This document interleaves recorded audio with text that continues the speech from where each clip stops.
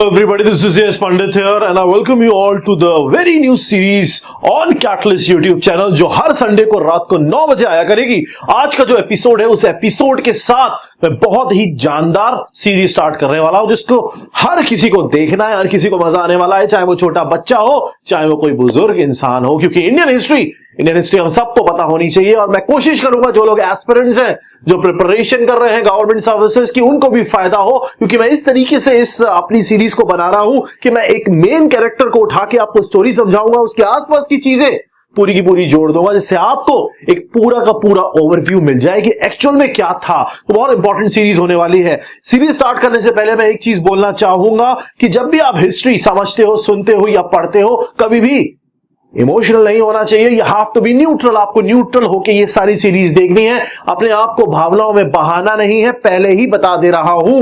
अगर भावनाओं में बहने वाले में से हो कि सर मैं तो कमेंट सेक्शन में ये वो करूंगा, तो बेटा अभी प्रस्थान कर जाओ, यहां से मत देखना, क्योंकि ये इंडिया है, यहां पे हर टाइप के लोग होते हैं, हम सबको साथ में जुड़ के रहना चाहिए और चीजों को समझना चाहिए। तो बी न्यूट्रल बन के इमोशनल में बहना नहीं है, भावनाओं में। अब हम स्टार्ट करेंगे आज का जो इंपॉर्टेंट सेशन है, जिसको मैंने नाम दिया है लॉस्ट स्टोरीज। और आज के जो वॉरियर है वो है पुष्यमित्र संघ। पुष्यमित्र संघ तक हम पहुंचेंगे, पहले थोड़ा सा बैकग्राउंड बना लेते हैं। मैं और भी आगे आने वाले टाइम पे हर संडे को 9 बजे एक वॉरियर लेके आऊंगा, चाहे वो चंद्रगुप्त मौर्य हो, चाहे वो अशोक हो, सबके बारे में बात करेंगे। बहुत सारे वॉरियर्स हैं जिनको आप जानते भी नहीं हो।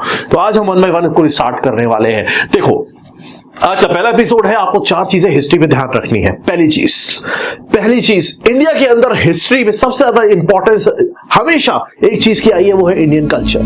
इंडियन कल्चर की अगर हम बात करेंगे तो इंडियन कल्चर के अंदर बहुत सारे अलग अलग तरीके के कल्चर्स जुड़े हुए हैं, चाहे वो वैदिक कल्चर हो, चाहे वो आपका लेटर वैदिक कल्चर हो, चाहे वो अपना इस्लामिक कल्चर हो। बहुत सारे जैसे जैसे अलग अलग लोग इंडिया के अंदर आते चले गए हैं, वो इंडियन कल्चर का पार्ट बनते चले गए हैं। ठीक है, तो एक तो कल्चर सबसे पहले सबसे इंपॉर्टेंस ज्यादा रखता है। ठीक, लोग कल्चर को बचाने के चक्कर में बहुत कुछ करेंगे आने वाले टाइम पे, जो आप स्टोरीज देखने वाले हो। दूसरी चीज, supremacy, fear to lose your supremacy.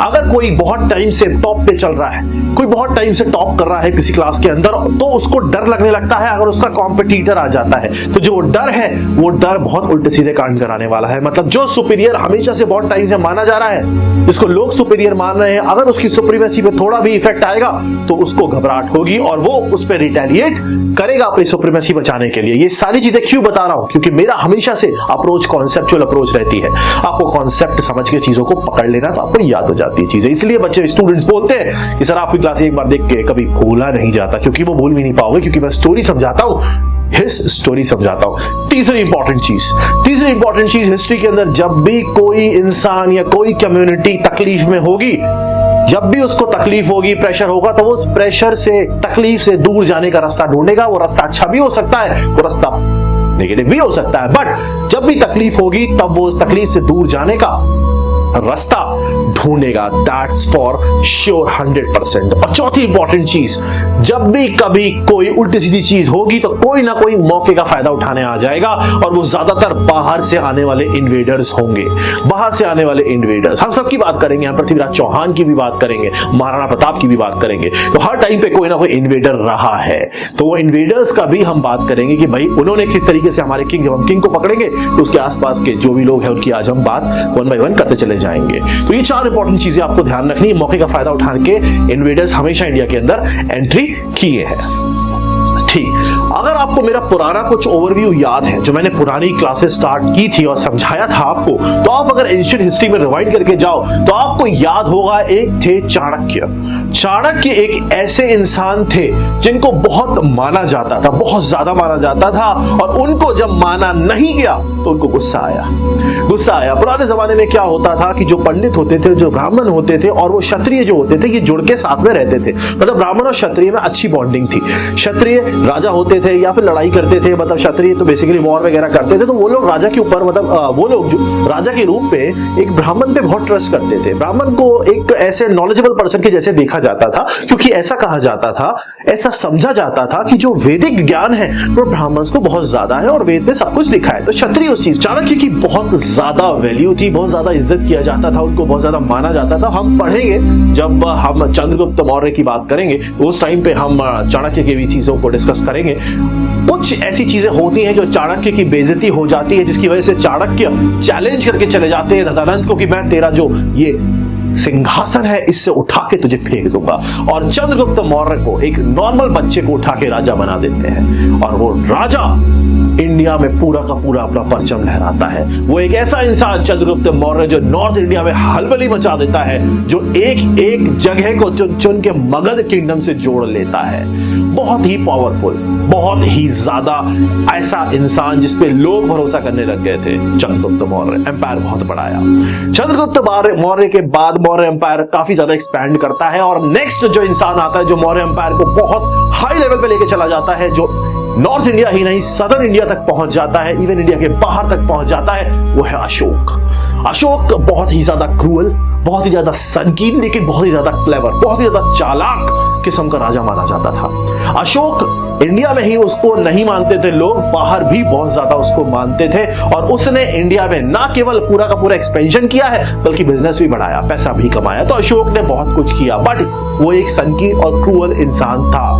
But बहुत ध्यान से अब समझना, क्योंकि अब पुष्यमित्र संघ ने जो जो चीजें की हैं उसका बेस बनने वाला है। अशोक के जो कलिंग वॉर हुई थी अशोक का, जब हम चैप्टर पढ़ेंगे तो वहां पे समझेंगे। कलिंग वॉर में अशोक बहुत लोगों को मारता है और बहुत लोगों को मौत के घाट उतार देता है, लेकिन उसके बाद उसका कुछ कन्वर्जन होता है। कैसे होता है, विल अंडरस्टैंड दैट। लोगों की अलग अलग सोच है जिन्होंने लोगों ने बताया हुआ है, ठीक। तो अशोक कन्वर्जन होता है, अशोक बुद्धिज्म अडॉप्ट कर लेता है। बुद्धिज्म उस समय बहुत ज्यादा बढ़ने लग गया होता है, क्योंकि किंग की क्रूएलिटी की वजह से लोग तड़पने लग गए होते हैं। कॉन्सेप्ट नंबर 1 पे पहुंच जाओ, जो मैंने बताया था, जब लोग तकलीफ में होंगे तो वो इजी वे ढूंढेंगे। उस समय बुद्धिज्म एक पीसफुल धर्म के रूप में लोगों के सामने आया था, तो लोग उसको अडॉप्ट करने लग गए थे, और वहां पे अशोक का भी कन्वर्जन होता है। अशोक बुद्धिज्म अडॉप्ट कर लेते हैं। बुद्धिज्म में लड़ाई वड़ाई ये सब चीजें नहीं होती है, मना करा जाता है, आप शांतिप्रिय तरीके से अपनी जिंदगी को जियो और लोगों को जीने दो। This is what the basic philosophy of Buddhism is and was. Ashok जब बुद्धिज्म अडॉप्ट कर लेते हैं, अब क्या होता है, जब राजा, एक ऐसा राजा जिसने पूरे के पूरे अखंड भारत में अपना परचम लहराया हो, north India as well as south India, वो अगर एक पर्टिकुलर धर्म को अडॉप्ट करता है तो लोगों के पास क्या मैसेज जाएगा? लोगों के पास यही मैसेज गया कि हमें भी ये करना चाहिए, क्योंकि राजा ने अडॉप्ट किया है। बहुत सारे लोगों ने उस एक्शन से प्रेरित होकर बुद्धिज्म में कन्वर्जन होना स्टार्ट कर दिया, कन्वर्ट होना, और बहुत सारे लोगों ने डर के, क्योंकि राजा अब बुद्धिज्म को कन्वर्ट हो चुके हैं, तो आप राजा के जैसा ही हमें बनना चाहिए, वरना कहीं हमारे ऊपर आगे चल के मुसीबत ना आ जाए। तो अब इस टाइम पे बहुत ध्यान से सुनना, 2 इंपॉर्टेंट चीजें हो गई। एक ऐसा किंग जो पूरे के पूरे इंडिया पे राज कर रहा था, जो बाहर की कंट्री के इन्वेडर्स को अंदर घुसने तक नहीं दे रहा था, वो एक पीसफुल इंसान बन गया, उसे लड़ाई वड़ाई छोड़ दिया। अगर किसी का फादर पीसफुल इंसान बन जाता है तो अपने बेटे को क्या सिखाएगा वो, कि बेटा पीसफुल रहना। इट मींस दैट अशोका के बाद जितने भी लोग मौर्य एम्पायर में आगे आते हैं, वो किसी भी लड़ाई करने में कोई भी इंटरेस्टेड नहीं था। Everybody was like peace. अब आप मेरी बात को समझो, एक ऐसा नेशन, जो नेशन चारों तरफ से इन्वेडर्स से घुरा हुआ है, चार तो नहीं, अगर इधर से भी देखेंगे तो अपने कम से कम नॉर्थ वेस्टर्न जगह से इन्वेडर्स से बहुत अच्छी तरीके से घिरा हुआ है। एक ऐसा नेशन, उस नेशन का मेन राजा पीसफुल हो जाए और उसके आने वाले जो पुश्ते हैं वो भी पीसफुल हो जाए, तो इन्वेडर्स को तो मौका मिल जाएगा उस कंट्री में अटैक करने का। अशोक के अंडर में बहुत सारे अलग अलग राजा इंडिया के अंदर वर्क कर रहे थे और बहुत सारे इंडिपेंडेंट भी थे, जिन लोगों को ये चीज पसंद नहीं आ रही थी कि लोग बुद्धिज्म में कन्वर्ट होते चले जा रहे हैं, लोग पीसफुल होते चले जा रहे हैं। उनको ये डर अंदर बनने लग गया था कि ये इंडिया के लिए सही चीज नहीं हो रही है, ये इंडिया के लिए सिक्योर चीज नहीं हो रही है, क्योंकि कल अगर बाहर से कोई इन्वेडर अटैक करता है, कोई ग्रीक इन्वेडर अटैक करता है, उस समय ग्रीक इन्वेडर्स आने लग गए थे, तो इंडिया को कौन बचाएगा, हम लोगों को कौन बचाएगा? हमारे पास तो अलग अलग आर्मी है ना, जो हमारा किंग ही पीसफुल हो गया, तो नाउ व्हाट टू डू? तो बहुत सारे अलग अलग जो छोटे छोटे राजा थे उनको गुस्सा आने लगा। और अगर आप पॉइंट को समझो, यहाँ पे कॉन्सेप्ट को समझो, तो सबसे ज्यादा गुस्सा यहाँ पे 2 तरीके के लोगों को आ रहा था, क्षत्रिय, ब्राह्मण। व्हाई? क्यों ऐसा था? क्षत्रिय को इसलिए गुस्सा आ रहा था कि क्षत्रिय अपने आप को लड़ाई के लिए ही बना है ये समझता था, और क्षत्रिय को फोर्सफुली या फिर राजा के कन्वर्जन के होने की वजह से बुद्धिज्म में कन्वर्ट होना पड़ रहा था, उसको नहीं होना था। बट उसको होना पड़ रहा था। ब्राह्मण्स को इसलिए गुस्सा आ रहा था क्योंकि ब्राह्मण्स की कॉन्सेप्ट नंबर 1 पे जाओ हमेशा सुप्रीमेसी बनी रहती थी। ब्राह्मण्स को लोग इज्जत से देखते थे, रिस्पेक्टेबल पोजीशन थी। बुद्धिज्म के फैलने की वजह से वो जा रही थी, वो सुप्रीमेसी डगमगा रही थी। तो ब्राह्मण और क्षत्रिय दोनों बहुत ज्यादा गुस्से में थे और जो क्षत्रिय राजा थे वो एकदम सनक गए थे, जो ब्राह्मण राजा थे वो सनक गए थे। उनको ये चीजें पसंद नहीं आ रही थी।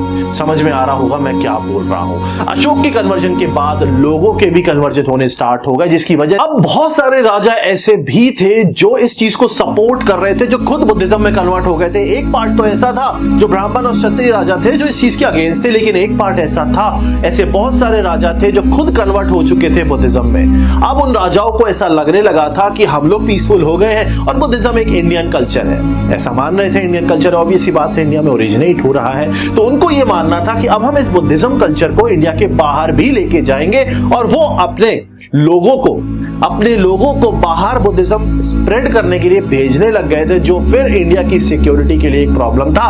ऐसा और लोगों को लग रहा था जो और राजा इस चीज के अगेंस्ट थे। उनको ऐसा लग रहा था कि ये प्रॉब्लम हो सकता है इंडियन सिक्योरिटी के लिए। उनको ये डर अंदर आने लग गया था। उस टाइम पे मौर्य अंपायर का एक लास्ट किंग बृहदारथ रूल कर रहा था।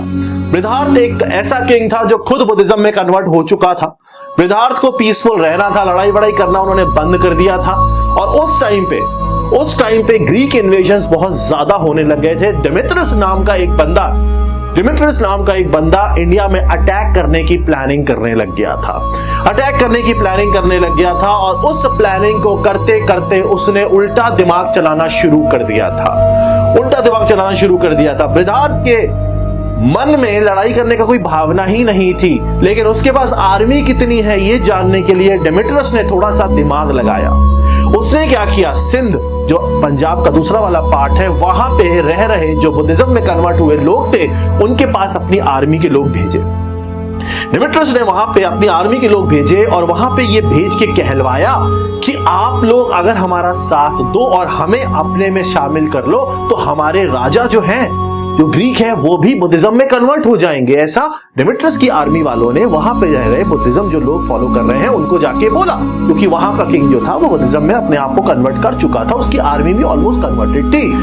उन लोगों को ये लगा कि इनका भी राजा कन्वर्ट हो जाएगा, बुद्धिज्म और स्प्रेड होगा, क्योंकि और राजाओं को यही लग रहा था जो सपोर्ट कर रहे थे। उस चीज को मानते हुए उन्होंने डेमेट्रियस की आर्मी वाले लोगों को अपने में शामिल कर लिया और वो आर्मी वाले लोग जो ग्रीक इन्वेडर्स थे उन लोगों ने बुद्धिस्ट लोगों का एक फेक रूप बना लिया और वो एंट्री कर गए बृहदारथ के किंगडम में फेक बुद्धिस्ट बन के वो रहने लगे और वो धीरे धीरे अपने साथ हथियार छुपाने लग गए, तलवार छुपाने लग गए, चाकू छुपाने लग गए, ऐसे हथियार छुपाने लग गए और अंदर ही अंदर उनकी आर्मी को चेक करके धीरे धीरे खोखला करने लग गए, नुकसान पहुंचाने लग गए, बहुत बुरी तरीके से नुकसान पहुंचाने लग गए। अब बहुत इंपॉर्टेंट चीज सुनो, अब आज के जो वॉरियर हैं उनकी एंट्री है। बृहदारथ की जो आर्मी थी उसके जो सेनापति थे ही वॉज अ ब्राह्मण, और ब्राह्मण और क्षत्रिय दोनों बृहदारथ को पसंद नहीं कर रहे थे क्योंकि he was actually a Buddhist. उनकी बृहदारथ की आर्मी में जो सेनापति थे ही वॉज पुष्यमित्र संघ एक ब्राह्मण थे और जिनको ये चीजें बिल्कुल पसंद नहीं आ रही थी कि हमारा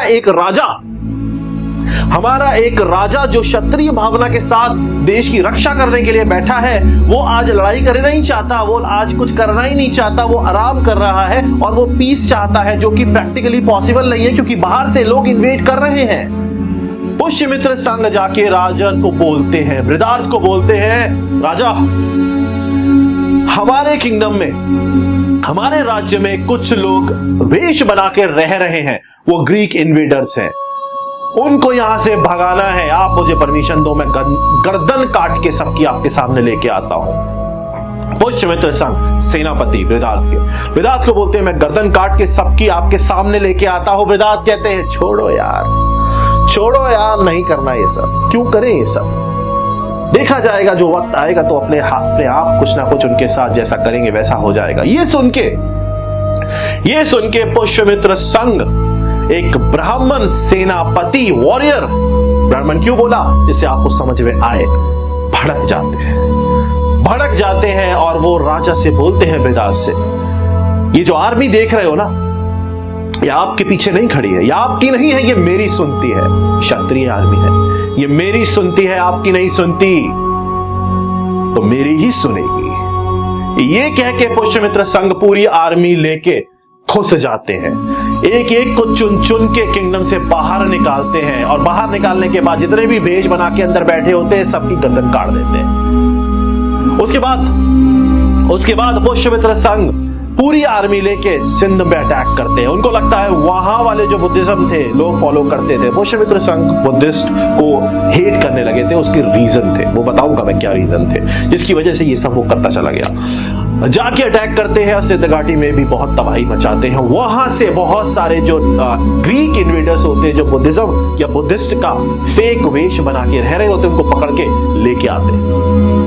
पुष्यमित्र लेके आते हैं और बृहदात के सामने रख देते हैं। बृहदात से कहते हैं, राजा आप एक क्षत्रिय हो, आपके सामने आपका गुनहगार खड़ा है, मैं लेके आया हूं इन सबको जिन्होंने आपके किंगडम में तबाही मचाने की कोशिश करी है। ये सारे के सारे ग्रीक है और ये बुद्धिस्ट का फेक वेश बना के बैठे हैं, उठाओ तलवार उड़ा दो इनकी गर्दन।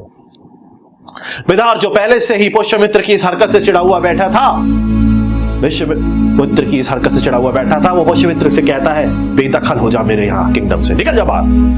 पुष्यमित्र इस बेइज्जती को झेल नहीं पाते, पुष्यमित्र इस बेइज्जती को झेल नहीं पाते और अपनी आर्मी लेके चले जाते हैं गुस्से में। थोड़े दिन के बाद, कुछ दिन के बाद पुष्यमित्र और बृहदारथ की आर्मी एक दूसरे के सामने खड़ी होती है। दोनों की आपस में कुछ बहस हो जाती है और उस बहसबाजी में बृहदारथ पुष्यमित्र के ऊपर तलवार चला देते हैं। पुष्यमित्र के ऊपर तलवार चलाते ही पुष्यमित्र का जो रिटेलिएशन आता है वो बृहदारथ को वहीं चीर के रख देता है और बृहदारथ जो कि लास्ट में होने रूल थे, मौत के घाट उतर जाते हैं, मर जाते हैं। उस पॉइंट पे पुष्यमित्र संघ अपने आप को उस एम्पायर का राजा बता देते हैं, राजा बना देते हैं। पुष्यमित्र संघ पूरे के पूरे एम्पायर पे अपना राज करने को बैठ जाते हैं। द मेन पॉइंट इज उनके पास पूरा क्षत्रिय आर्मी का सपोर्ट होता है, क्योंकि क्षत्रिय खुद ही नहीं चाहते थे पीस, क्योंकि उनको पता था ये चीज हमें प्रॉब्लम में डाल देगी, बाहर से अटैक हो रहे हैं, ऑब्वियस सी बात है। पुष्यमित्र संघ पूरी क्षत्रिय आर्मी के सपोर्ट के साथ राजा बन जाते हैं और उस टाइम पे एक ग्रीक इन्वेडर मियांडर उस पे जाके अटैक करते हैं और उस पे अटैक इस तरीके से करते हैं, नॉर्थ वेस्टर्न एरिया में उसको भगा के मारते हैं और वो भाग जाता है। मतलब वो उसकी हालत करते हैं। पुष्यमित्र संघ वापस से इस एम के साथ अपना एम्पायर सेटअप करता है कि मैं वापस से इंडिया का कल्चर लेके आऊंगा। कॉन्सेप्ट नंबर 1, इंडिया का कल्चर मतलब यहाँ पे पुष्यमित्र संघ अगर ब्राह्मण है तो वो वैदिक कल्चर की बात कर रहा है। मैं जिस राजा की बात करूंगा उसकी जो बैकग्राउंड होगा वो उस कल्चर को एस्टैब्लिश करने की कोशिश करेगा हमेशा। This is the concept behind our Indian history. यहाँ पे पुष्यमित्र संघ वैदिक कल्चर को एस्टैब्लिश करना चाहते हैं और उस वैदिक कल्चर को एस्टैब्लिश करने के लिए वो किसी को भी अपने बराबर आने नहीं दे रहे हैं। और बुद्धिज्म जब फैल रहा था तो वो ऑलरेडी उस चीज के अगेंस्ट थे, क्योंकि उनको वो चीज पसंद नहीं आ रही थी। पुष्यमित्र संघ बुद्धिस्ट या बुद्धिज्म को क्यों हेट करते थे? रीजन 2। पहला, कॉन्सेप्ट नंबर 1 से रिलेट करो। कॉन्सेप्ट नंबर 1 ये कहता है कि Indian culture as per Brahmin Pushyamitra is Vedic culture. Vedic culture means Brahmin should be superior, after that Kshatriya. समझ में आ रहा है? Then Vaishya, then Shudra. This is the basic Indian culture जो उनको लगता था उस टाइम पे वैदिक कल्चर, बिकॉज उनका वही ओल्ड स्कूल थॉट था। उस वजह से वो ऑटोमेटिकली जब राजा कन्वर्ट होकर बुद्धिज्म में जा रहा है, राजा तलवार छोड़ दे रहा है, राजा क्षत्रिय होकर तलवार छोड़ रहा है, तो वो चिढ़ने लग गए थे। दूसरा पॉइंट, सुप्रीमेसी वाला। जब बुद्धिज्म फैलने लग जाएगा तो ब्राह्मणिज्म नीचे जाने लग जाएगा और फिर ऑब्वियस सी बात है सुप्रीमेसी चली जाएगी, जो कि ऑटोमेटिकली लोगों को इरिटेट करती है, जो लोग उस चीज को फॉलो करते हैं। These are the 2 reasons. आपको ये 2 रीजन याद रखने हैं जिसकी वजह से वो इतना हेट करते थे कि जब वो राजा बने तो उन्होंने जितनी भी बुद्धिज्म के से रिलेटेड जगह थी, स्तूप थे, सब बर्बाद कर दिए, तोड़ दिए, बिकॉज वो हेट करते थे। These are the reason. उनके मन में इस चीज की वजह से हेट्रेड पैदा हो गई थी। Again I am saying, emotional नहीं होना है, you have to be neutral because you are reading history, जो किताबों में लिखा है। We have to read that only, we are trying to understand the concept behind those things. क्योंकि मुझे पास यहाँ पे बहुत सारे एस्पिरेंट्स हैं जो कॉन्सेप्ट की बात करते हैं और एग्जाम में कॉन्सेप्ट से ही क्वेश्चन हल करते हैं। समझ में आ रहा होगा। पुष्यमित्र संघ का बेटा अग्निमित्र, पुष्यमित्र संघ पूरा का पूरा नॉर्दर्न इंडिया कब्जा लेते हैं, ऑलमोस्ट मेंढर को भगा देते हैं। नॉर्थ वेस्टर्न एरिया से एक भी ग्रीक की हिम्मत नहीं हुई एंट्री करने की जब तक पुष्यमित्र टिका रहा। अग्निमित्र उसका बेटा सदर्न इंडिया में अपना राज्य फैलाता है और यहां पे पुष्यमित्र अश्वमेध यज्ञ करा के अपने आप को इंडिया पूरे के पूरे अखंड भारत का इकलौता ब्राह्मण राजा डिक्लेयर कर देते कि मैं हूं यहां का राजा। समझ में आ गया होगा। कॉन्सेप्ट वही है कि इंसान को अपनी सुप्रीमेसी चाहिए, वो दबना नहीं चाहता, बेइज्जती नहीं चाहता और वो अपने कल्चर को वापस लाना चाहता है। हमेशा इंडियन हिस्ट्री में आप यही देखोगे, एक राजा जब कमजोर पड़ेगा तो उसके अंडर के जो और लोग होंगे वो अपनी ताकत को बढ़ाने लग जाएंगे और वो उस राजा को मार के सिंहासन पे बैठ जाएंगे, क्योंकि किसी को भी दबना पसंद नहीं है। और इंडिया के अंदर ऑब्वियस सी बात है, किसी को भी दबना पसंद नहीं है। आज वो छोटा सा भी बच्चा हो, स्कूल के किसी बच्चे को जाके डांट दो तो वो बाहर 10 लड़के लेके आ जाएगा। समझ में आ गया होगा।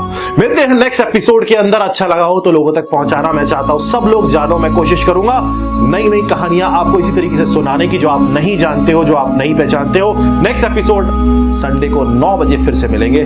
तब तक के लिए मस्त रहो, खुश रहो, पेरेंट्स की रिस्पेक्ट करो, मेहनत करते रहो, लाइफ में आगे बढ़ते रहो।